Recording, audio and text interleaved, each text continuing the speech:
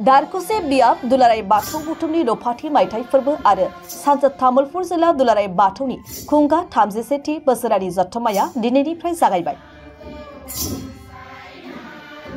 दारकुसे बियाब दुलाराय बाथौ बुथुमनि गाहाय थानसालियाव दिनैनिफ्राय खुंजादों दारकुसे बियाब दुलाराय बाथौ बुथुमनि रौफाथि मायथाइ फोरबो आरो सानजा तामुलपुर जिल्ला दुलाराय बाथौनि खुंगा 33थि बोसोरारि जथुम्मा। 31 जानुवारि 1 आरो 2 फेब्रुवारि सानथामनि मेहेरगोनां हाबाफारिजों खुंनो लानाय बे हाबाफारियाव धोरोमनि बायदि बायदि बिथिंफोरखौ लानानै सावरायलायनाय जागोन। मख'नो गोनांदि बे गेवलां मेलाव सानजा बाक्सा दुलाराय बाथौ बुथुमनि सिङाव थानाय मोनगु बियाबनिफ्राय बाहागो लानाय दौरिफोरनि सावरायमेल माइनावफोरनि सावरायमेलफोर लानायनि अनगायैबो 1000 सिबियारिफोरा ज' जानानै गौमा आरज गाबनाय जागोन।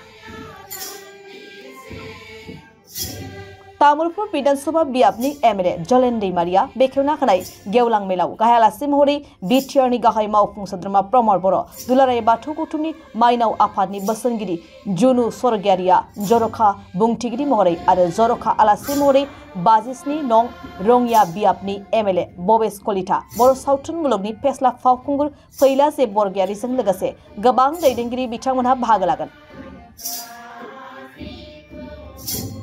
बेनिखायनो बे मेहेरगोनां हाबाफारियाव सानजा बाक्सा दुलाराय बाथौ बुथुमनि बेन्दोङाव थानाय गासै बाथौ सिबियारि बिथांमोनखौ लैहोर लैहोर बाहागो लानो खावलायदों बाजाय आफादनि आफादगिरि करुणाकान्त बसुमतारी आरो धनराम सरगियारि बिथांमोनहा।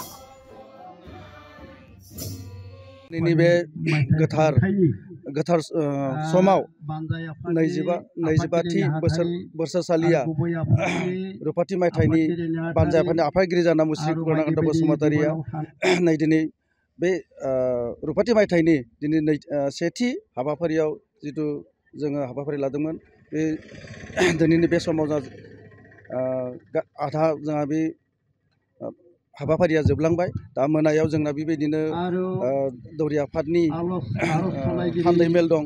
थान्दै मेलाव जोंहा रायलायनो गोनां गोबां खोथा दं।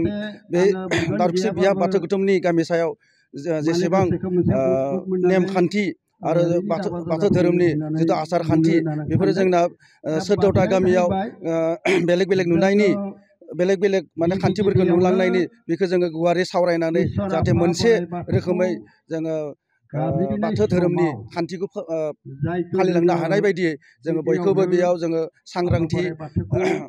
सांग्रांथि मेलाव जोङो बेखौ सावरायगोन। आरो बेबायदि आरो फैनो गोनां सानफोराव आरो फैनो गोनां समफोराव जोंहा गाबोननि प्रग्रामावबो जोंहा जिल्ला गौथुमनि जोङो थान्दै मेल जिरायनाय दं।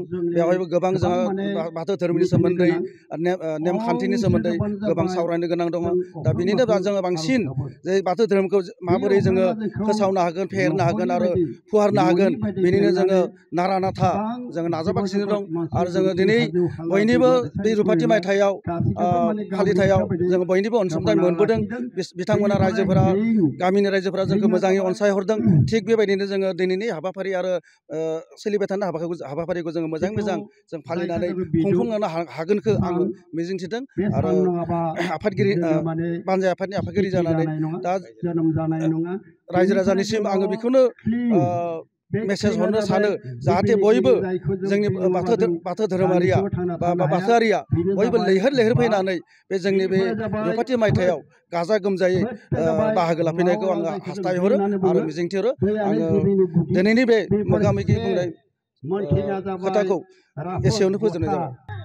दारकुसे बियाब दुलाराय बाथौ गौथुमनि जा रौफाथि फालिथायजों लोगोसे सानजा तामुलपुर जिल्ला दुलाराय बाथौ गौथुमनि 33थि जा बोसोरारि जथुम्मा बे हाबाफारिखौ जोङो सानथामनि मेहेरगोनां हाबाफारिजों खुंफुंनो लानाय जादों। दा दिनै जोंहा सेथि सान, बे सेथि सानाव जोंहा माखासे बेखेवनाय हाबाफारि दङमोन। बे बेखेवनाय हाबाफारिखौ जोङो मावफुंजोबनो हाबाय। आरो लोगोसेनो जोंहा आरो बाखि हाबाफारि दंबावो। दा बे हाबाफारिखौबो जाहाथे जोंनि रायजो राजाफोरा बाहागो लागोन होननानै आं आसा खालामबाय। मा हाबाफारि लानानै नोंथांमोना नैबे जथुम्माखौ मेहेरगोनाङै खुंफुंनो थाखाय खालामदों आरो मा आसा खालामदों नैबे जथुम्मानि गेजेरजों? जों आसा खालामदों जाहाथे दारखुसि बियाबनि जा गायसनगिरि मावथि बिथांमोना जेनेबा माखासेया जोंनि गेजेरनिफ्राय रुंसारि जालांबाय, माखासेया दाबो थांनानै दङ। जों बिथांमोननि जा ओनसोलनि खामानि मावबोनाय बेखौ जोङो गोसोखांनानै नोजोर होनानै दिनै जोङो बिथांमोनखौ दारखुसि बियाब बाथौ गौथुमनि जानाखि बारग' बिबानगिरि जों बिथांमोनखौ मोनसे मेहेरगोनां बरायनाय हाबाफारिजों लादों। जों बिथांमोननो आर'नाइजों लोगोसे बिजाब गांसे लोगोसे आरो ममेन्ट' जों बेजों बिथांमोनखौ जों बरायनो थाखाय जोङो आखायाव लादों। धोरोम सावरायनायनि बेलायाव जोंहा बेलासे जोंहा सम ओंखारदों। बेलासे जोंहा दारखुसि बियाब दुलाराय बाथौ गौथुमनि जानाखि दौरि आफाद, बे दौरि आफादफोरनि मोनसे सावरायमेल दङ। बेयाव बिथांमोना सावरायलायगोन।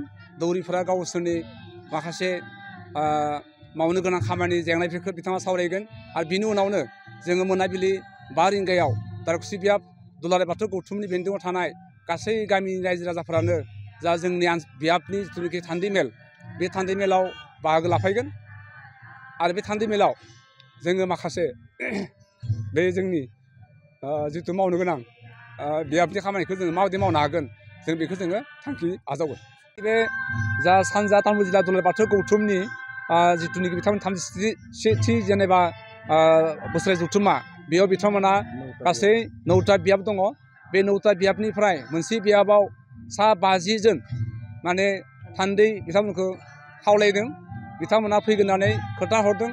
आरो लोगोसेनो जोंहा जिथु गेवलां मेल जागोन, बे गेवलां मेलाव जोङो गिबि जिथु हाबाफारि जोंहा 1000 माने सुबुङा जथुमनानै जोङो मोनसे आर'ज गौमा लादों फुंनि 9 रिंगायाव। आरो बे आर'ज गौमायाव जोङो बेखेवगिरि महरै जोङो सासे आसाम बिधान सभानि बुंथिगिरि मानगोनां बिस्वजित दैमारि सारखौ जोङो खावलायदों। बिथाङा बेयाव बाहागो लानो हागोनना जोंनो फोरमायहरदों। जों गासै जोङो 1000 जन सुबुङा जोङो सिरिबाङै जों जिरायनानै जोङो आर'ज खनगोनखौ जोङो हाबाफारि लादों। आरो लोगोसेनो जोंनि जा गेवलां मेलाव बेखेवगिरि महरै जोंहा तामुलपुर समस्तिनि बिजाथि MLA मानगोनां जलेन दैमारि सारा बेखेवगिरि महरै बिथाङा बाहागो लाफैगोन। आरो गाहाय आलासि महरै जोंहा BTRनि CM मानगोनां प्रमद बर' सार बिथाङाबो बाहागो लागोनखौ जों आसा खालामदों। आरो लोगोसेनो जोंनिनो माने थि बुंथिगिरि महरै जोंहा जोङो बयजोंबो सिनायजानाय थि बुंथि महरै माने मा नाम बेखौ महर सावथुनगिरि मानगोनां फैला जे बरगयारी बिथांखौबो जोङो बे हाबाफारियाव जोङो लाफादों। बिथाङाबो बे गेवलां मेलाव थानो हागोनखौ बिथाङा जोंनो फोरमायहरदों। आरो लोगोसेनो दुलाराय बाथौ गौथुमनि बिगुरि महरै मुस्रिमा जुनु स्वरगयारी माइनाव आफाद दुलाराय बाथौ गौथुमनि बोसोनगिरि बिथाङाबो बे गेवलां मेलाव बाहागो लाफैगोन।